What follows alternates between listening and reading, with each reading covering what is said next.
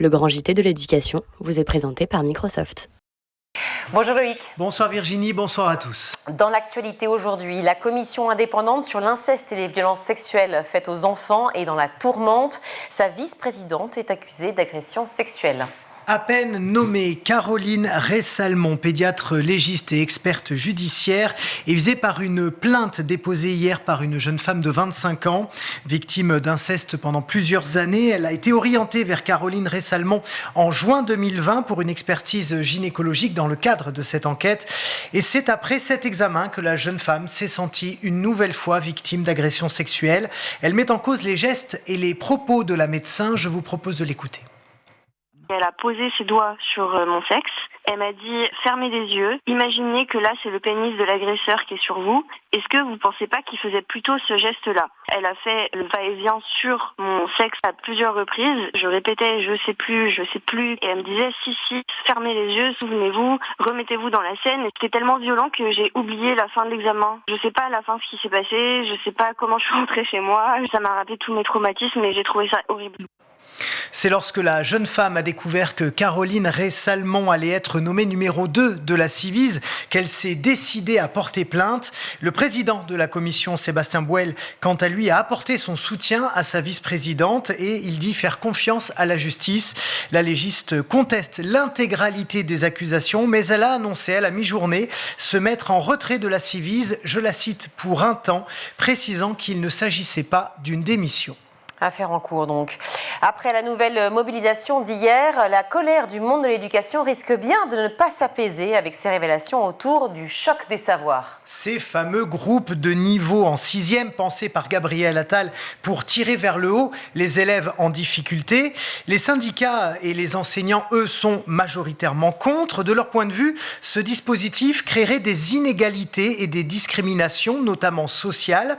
Eh bien, on a appris par nos confrères de RMC que le texte qui sera présenté demain au Conseil supérieur de l'éducation ne respectait pas les promesses initiales faites aux syndicats et aux parents d'élèves. Il y a notamment des interrogations autour du nombre d'élèves qui constituent ces groupes de niveau. Ben oui, parce que Gabriel Attal, au début, avait parlé de 15 élèves maximum dans chaque groupe, mais dans ce texte, eh bien, il n'en est fait mention nulle part, et certains rectorats ont témoigné, et ils parlent plutôt de groupes de 18 à 20 élèves, ce qui forcément n'est pas du tout la même chose pour les enseignants qui en ont la charge.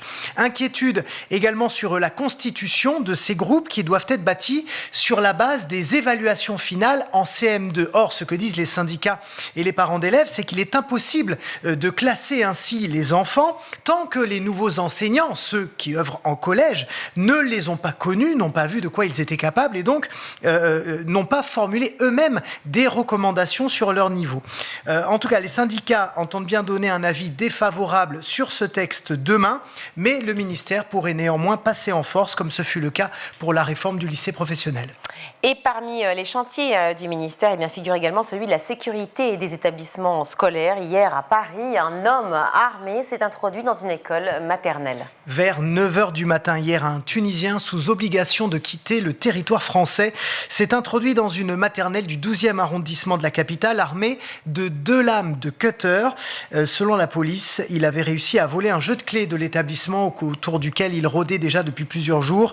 Lorsqu'il a pénétré dans la maternelle, le directeur a immédiatement confiné les enfants dans un gymnase et il a contacté le parent de l'un d'eux qui est policier. Cet homme s'est rendu sur place et il est intervenu en attendant ses collègues qui ont finalement maîtrisé l'assaillant. Ce dernier a été mis en examen, mais il a été relâché en attendant son jugement. Autre fait divers, cette fois du côté de la Garde, dans le Var. Un homme tente d'enlever une jeune fille devant son école. L'agresseur présumé a 28 ans, il a déjà été condamné à plusieurs reprises, notamment pour des agressions sexuelles, et il était sorti de prison à la fin de l'année 2023.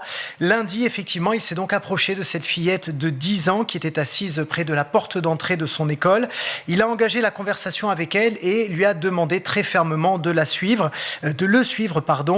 Face à son refus, il lui a empoigné le bras avant d'être repéré par une AESH qui s'est interposée. Il a alors lâché la jeune fille et s'est échappé échapper avant d'être rattrapés par les forces de l'ordre.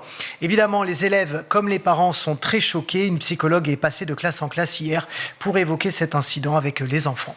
Direction Mayotte maintenant, où la situation politique et sociale est très inquiétante. Depuis le 22 janvier dernier, des points de blocage paralysent la circulation des Mahorais un petit peu partout sur l'île et des centaines d'enfants ne peuvent plus accéder à leurs établissements scolaires. C'est le collectif citoyen des Forces Vives de Mayotte qui est à l'origine de ces blocages pour protester contre l'insécurité permanente et ce qu'ils considèrent comme un abandon de l'État suite également au problème d'accès à l'eau potable. À ces barrages citoyens s'ajoutent des barrages de délinquants qui agressent et volent les habitants. Les bus scolaires n'arrivent donc plus à circuler, les parents non plus et les écoles ne fonctionnent plus correctement. Merci Loïc. Vous avez regardé le Grand JT de l'éducation avec Microsoft.